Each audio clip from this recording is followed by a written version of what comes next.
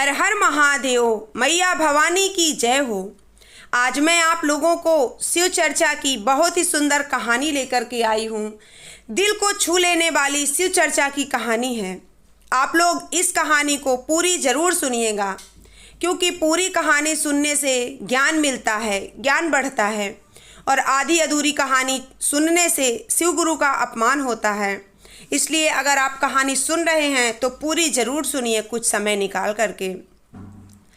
तो कहानी शुरू करने से पहले आप लोगों से निवेदन है कि कृपया चैनल को सब्सक्राइब ज़रूर कर लीजिए, क्योंकि इसी तरह की वीडियोज़ इस चैनल पर डेली अपलोड होती हैं। और अगर कहानी आपको पसंद आती है तो इस वीडियो को लाइक ज़रूर कर दीजिए, शिव गुरु की बहुत ही कृपा होगी। आइए कहानी को शुरू करते हैं। एक गांव में एक लड़की अपने भाभी और भैया के साथ रहती थी। वो शिव गुरु की बहुत बड़ी भक्त थी। शिव गुरु की जहाँ भी चर्चा हुआ करती तो वो ज़रूर जाया करती थी।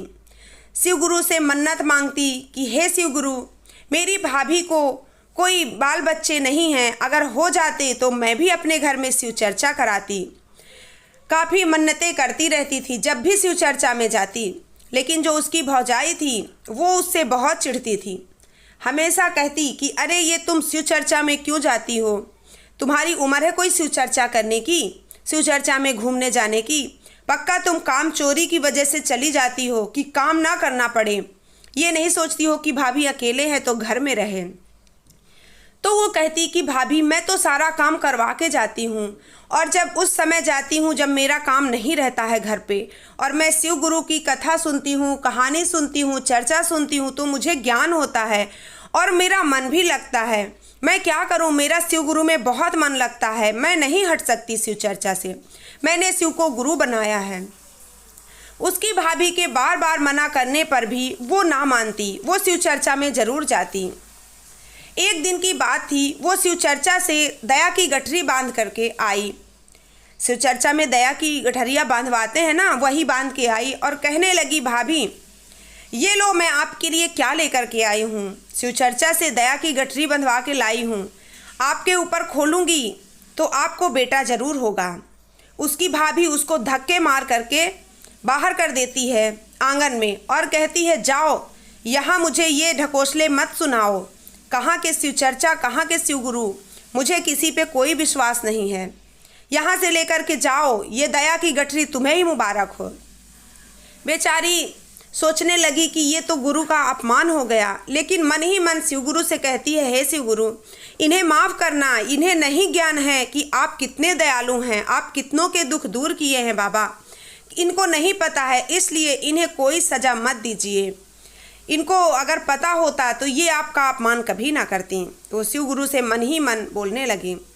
फिर एक दिन शिव चर्चा में गई, तभी उसने क्या किया, भाभी ने अपने पति से लगाई बुझाई कर दी। कहने लगी, देखो तुम तो चले जाते हो काम पे, तुम्हारी जो बहन है ना वो दिन भर घूमती रहती है, शिव चर्चा का नाम का ठेका ले रखी है, इधर उधर घूमती रहती है, इसको कुछ काम धंधा है नहीं।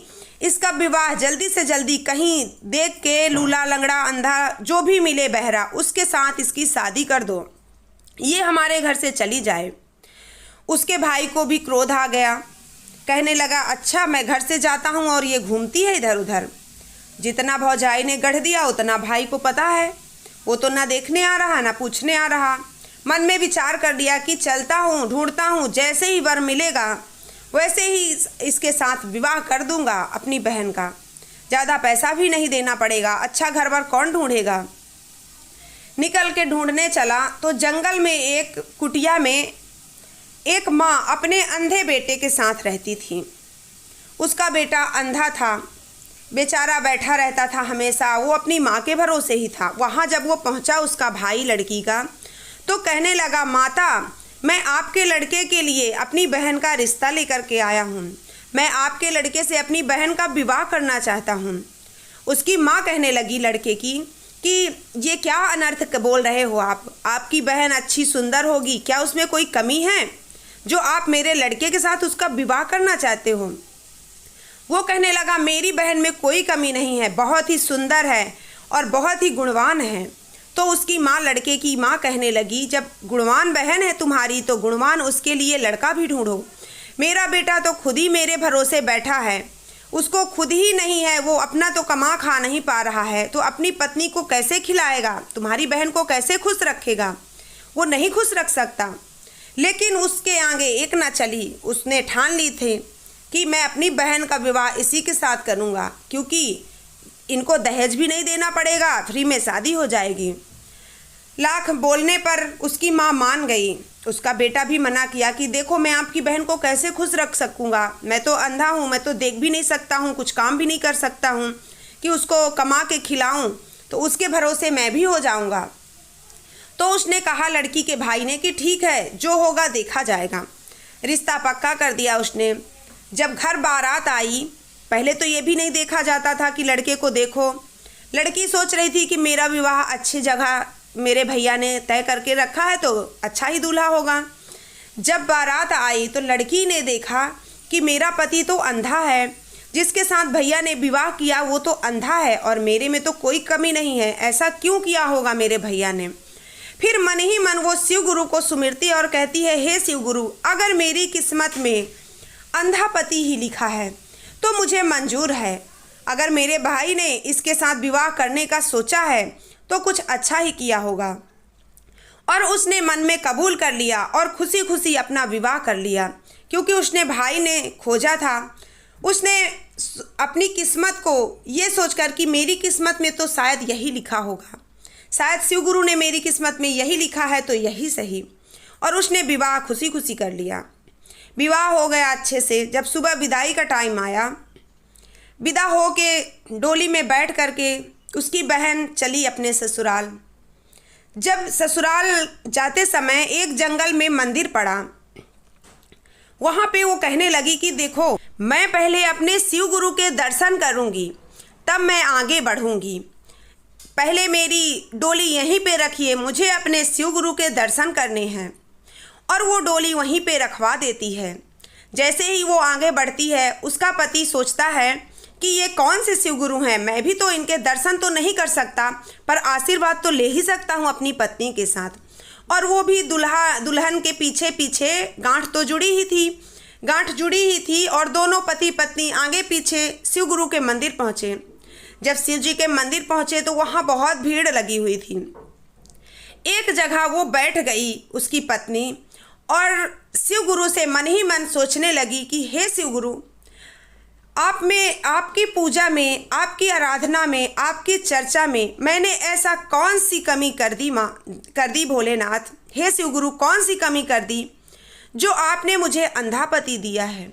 उसने अपनी भाभी और अपने भैया से जरा भी बात नहीं कही, क्योंकि उसको पता था कि अगर मैं कुछ कहूँगी तो मेरे भैया भाभी परेशान होंगे और गांव के 4 लोग जो थे वो हंसेंगे भी, क्योंकि कोई किसी की विपत्ति नहीं समझता है। इसलिए वो शिव गुरु के सामने अपनी सारी दुविधा, अपनी सारी चिंता, सारी विपत्ति, सारा दुख अपने शिव गुरु को सुना देती है, क्योंकि उसे मालूम था ये दुनिया बहुत ही बेकार है। अगर इसके सामने हम अपना दुखड़ा रोएंगे तो ये अपने आप में आपस में बातें करेंगी, हमारी हंसी उड़ाएंगी। शिव गुरु हैं, अगर सुनाओगे दुख तो वो आपका दुख जरूर दूर करेंगे। वो मन ही मन रोने लगी, शिव गुरु से कहने लगी, शिव गुरु, ऐसा क्या गलती किया मैंने आपकी पूजा में, क्या गलती हो गई जो मुझे मेरा अंधा पति मिला। अब मैं कैसे इसकी सेवा करूंगी, कैसे क्या करूंगी, मुझे कुछ नहीं समझ में आ रहा। अब आप ही मुझे रास्ता दिखाइए।